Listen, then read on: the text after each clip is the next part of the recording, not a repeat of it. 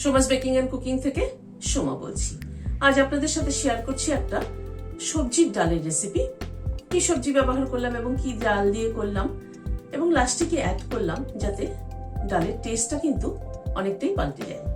চলুন তাহলে দেখে নেওয়া যাক। ডালের জন্য যা সবজি কেটে নিয়েছি একবার একটু দেখিয়ে দিচ্ছি। এখানে পটল 4টে নিয়েছি। পটলটাকে মাঝখান থেকে অর্ধেক করে মাঝখান থেকে হাফ করে তারপরে আবার অর্ধেক করে নিয়েছি, মানে একটা পটলকে 4 টুকরো করেছি। আর এখানে কাঁকরোল নিয়েছি 2টো, একটা কাঁকরোলকে 8 টুকরো করেছি। এখানে মিষ্টি আলু নিয়েছি খানিকটা, কুমড়ো খানিকটা নিয়েছি, আর বিনস খানিকটা নিয়েছি।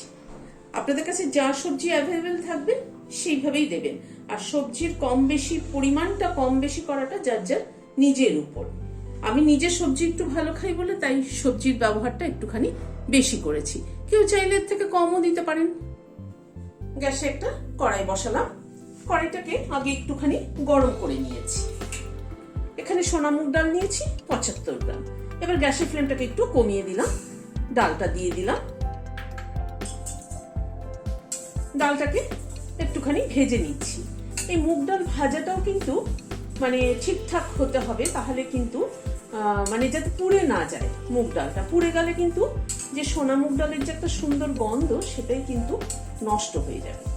সেই জন্য কড়াইটাকে প্রথমে গরম করে নিয়ে গ্যাসের ফ্লেমটাকে একটু কমিয়ে দিয়ে ডালটাকে ধীরে ধীরে ভাজতে হবে। ডালটার থেকে যখন দেখা যাবে একটা সুগন্ধ বেরিয়েছে তখন গ্যাসের ফ্লেমটা বন্ধ করে দিতে হবে। ডালের কালারটা কিন্তু হালকা লালচে হয়েছে এবং ডালটার থেকে একটা খুব সুন্দর গন্ধ বেরোচ্ছে। গ্যাসের ফ্লেমটাকে বন্ধ করে দিলাম, দিয়ে জল দিয়ে দিচ্ছি।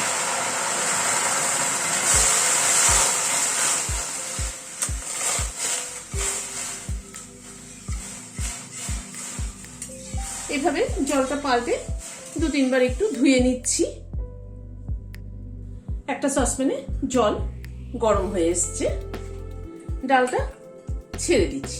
ডালটা 2-3 বার ভালো করে ধুয়ে নিয়েছি। ডালটা একটু ফুটে ওঠা অবধি অপেক্ষা করব।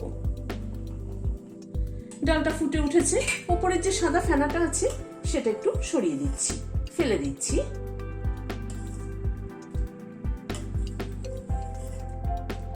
এবার ডালতে 1/2 চামচ নুন দিয়ে দিলাম। কেউ চাইলে প্রেসার কুকারেও সিটি দিতে পারেন, বাট প্রেসার কুকারে সিটি দিতে হলে খুব সাবধানে কিন্তু ডাল যেন গলে না যায়, কারণ সবজির সাথে ডাল আবার কিন্তু একটু বয়েল হবে। সেই জন্য বয়েলটা এখানে খুব সাবধানে করতে হবে। ডালটা সেদ্ধ হবে অথচ কিন্তু গলে যাবে না। গ্যাসের ফ্লেমটাকে মিডিয়ামে রেখে ডালটাকে সেদ্ধ করে নেব। ডালটা কিন্তু সেদ্ধ হয়ে এসছে, একবার একটু দেখিয়ে দিচ্ছি।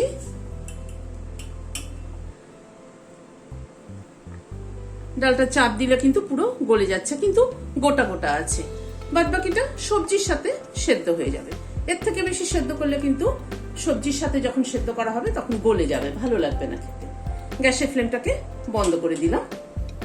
গ্যাসে একটা কড়াই বসালাম, সরষের তেল দিচ্ছি। তেলটা গরম হওয়ার পরে একটা শুকনো লঙ্কা প্রথমে ফোড়নে দিলাম। গ্যাসের ফ্লেমটাকে কমিয়ে দিলাম। 1/2 চামচ সাদা জিরে দিলাম। একটা তেজপাতা ছিঁড়ে দিয়ে দিলাম।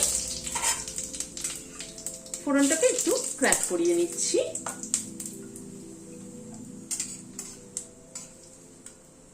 ফোড়নটা থেকে একটা সুগন্ধ বেরোনোর পরে সবজিগুলো দিয়ে দিচ্ছি। প্রথমে পটলটা দিয়ে দিলাম, এক এক করে সব সবজিগুলোই অ্যাড করে দিচ্ছি।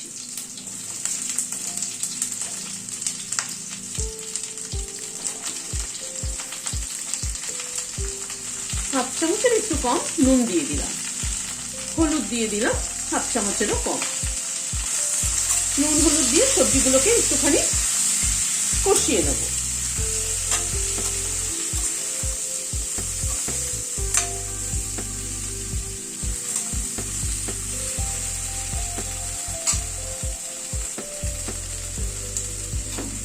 এবার একটু ঢেকে দিচ্ছি।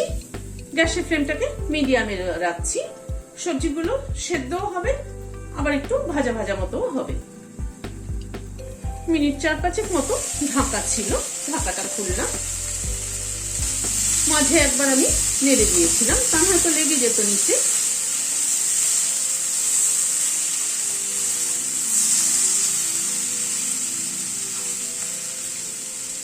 এক চামচ আদা বাটা দিয়ে দিলাম। আদা বাটা কিন্তু সবসময় চেষ্টা করবেন ফ্রেশ দিতে। ফ্রেশ মানে তখনই হয় গ্রেট করে, নয় বেটে, যেভাবেই হোক, মানে তখনই করে দিলে পরে তাহলে তার গন্ধটাই কিন্তু আলাদা থাকে। আর আগে করা থাকলে, ধরুন ফ্রিজে করা আছে সেখান থেকে দিলে তার কিন্তু অত ফ্লেভার থাকে না। সবজিটা একটুখানি ভাজা ভাজা করে নিচ্ছি আদা বাটাটা দিয়ে।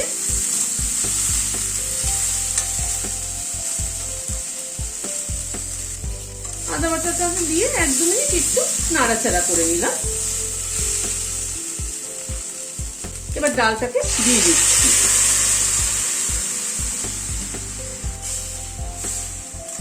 ডালটাকে মিশিয়ে দিচ্ছি সবজির সাথে।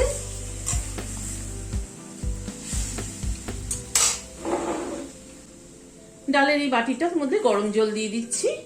গরম জল দিয়ে ধুয়ে দিয়ে দিচ্ছি। 3টে কাঁচা লঙ্কা মাথাটা চিড়ে দিয়ে দিলাম।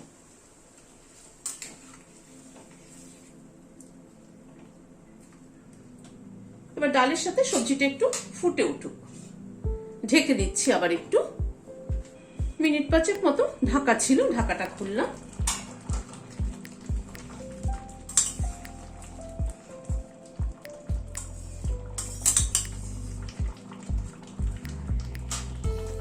এক চামচ চিনি দিয়ে দিলাম। নুন মিষ্টিটা নিজেদের পছন্দ অনুযায়ী দেবেন। 2টো লেবু পাতা ছিঁড়ে দিয়ে দিচ্ছি, তাতে কিন্তু ফ্লেভারটা দারুণ হবে। আর একটা গন্ধরাজ লেবুর জেস্টটা দিচ্ছি। এই সবজির ডাল এইভাবে লেবু পাতা এবং গন্ধরাজ লেবুর জেস্ট দিয়ে খেয়ে দেখবেন, দারুণ লাগে।